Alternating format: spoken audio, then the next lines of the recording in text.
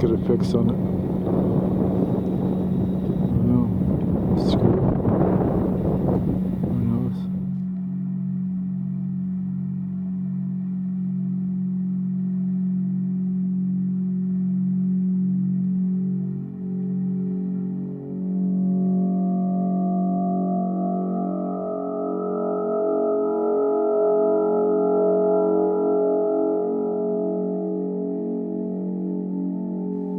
In a perfect world, our differences would be set aside. We would try to solve famine, stop war, and get along, unifying the countries. And then we would embark on something incredible, deep space exploration, and maybe one day colonize other planets. Perhaps then we would understand the great mystery, and it would be answered. Is Earth being visited by extraterrestrials? Here are some recent sighting locations of UFOs in British Columbia, Canada.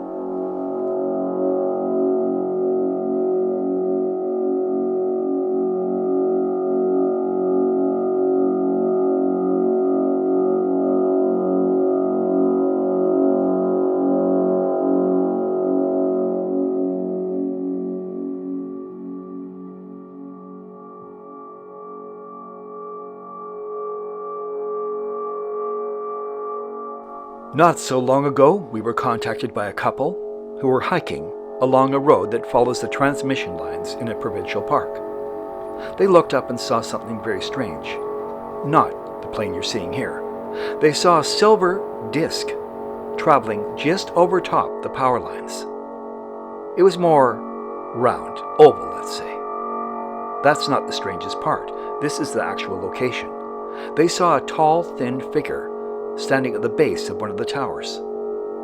Now we thought, we need to go there.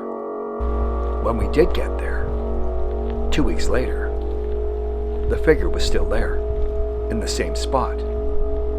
So, we ran up the road, which took us about 4 minutes to get to that spot, and the figure was gone. We're not saying he, she was an alien, but it was mighty strange. When people contact us with a Sasquatch sighting, a UFO experience, we must be careful they are being sincere. So we can't say much about this event. Was it staged for our benefit? But how would that person know, standing there, we were going to be back here in 2 weeks? That is the weird part. Sightings of unusual objects over transmission lines is nothing new. The fact is, many can be explained through science. Some, of course, defy a simple explanation, such as this power line in Surrey where people are seeing a lot of UFO activity. But I remind you, there's an airport nearby.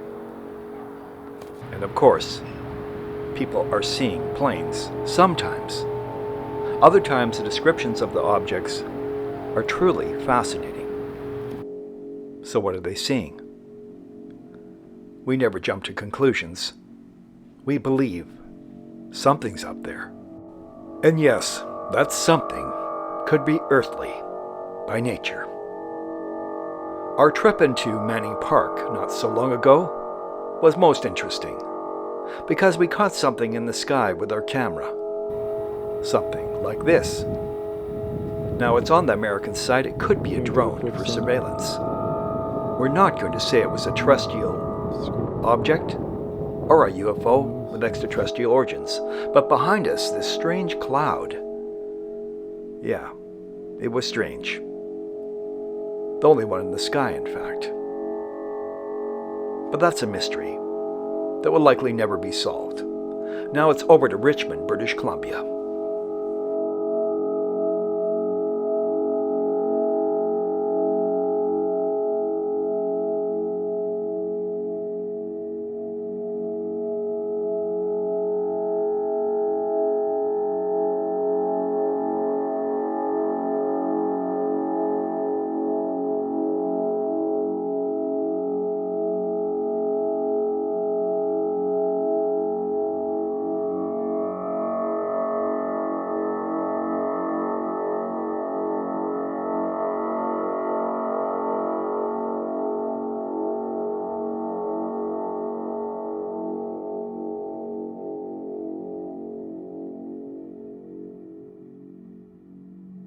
Most relevant to this case is that it's near an international airport.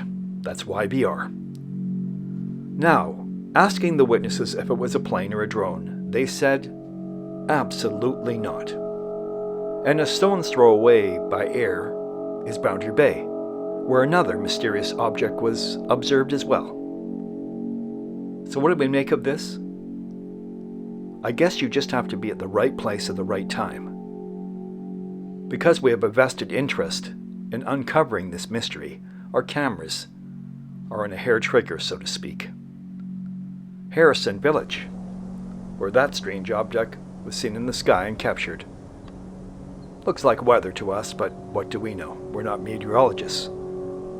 But Harrison, for decades, people have been seeing strange things over the lake. But in reality, we may see things that we just don't recognize, and they could be something as simple as a satellite. That's just the way it is. Now we leave you with this question. Are we sending messages to the extraterrestrials, and how would they respond? Unless they already have. If you've seen a UFO, please contact us. If you had an experience, tell us about it. We thank you very much for watching. Please support this channel by subscribing. Thanks again.